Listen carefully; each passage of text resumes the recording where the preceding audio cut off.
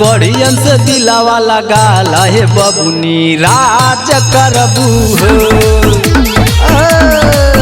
आजमगढ़ियन से दिलावा लगाल हे बबुनी राज करबू हो।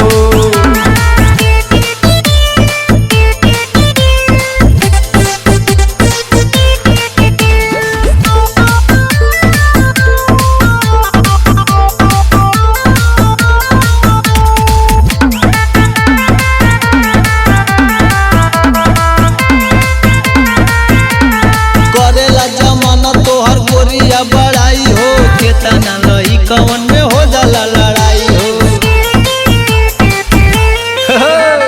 करेला जमाना तोहर गोरिया बड़ाई हो केतना लई कवन में हो जाला लड़ाई हो। चढ़ली जवानी में कतना लोग के पार करबू हो। आजमगढ़ियन से दिलावा लगाला आजमगढ़ियन से दिलावा लगाल हे बबुनी राज करबू हो। आजमगढ़ियन से दिलावा लगाल हे बबुनी राज करबू हो।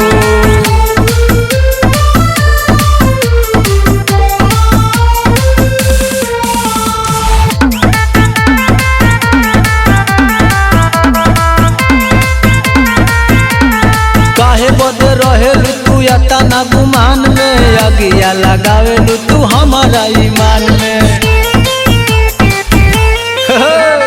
काहे बदे रहेलू तू तना गुमान में अगिया लगावतारू हमारा ईमान में। अंकिता यारबी के संगवा तू आबाद रहबू हो। आजमगढ़ में तू दिलावा लगाला आजमगढ़ियन से दिलावा लगाल हे बबुनी राज करबू हो। आजमगढ़ियन से दिलावा लगाल हे बबुनी राज करबू हो।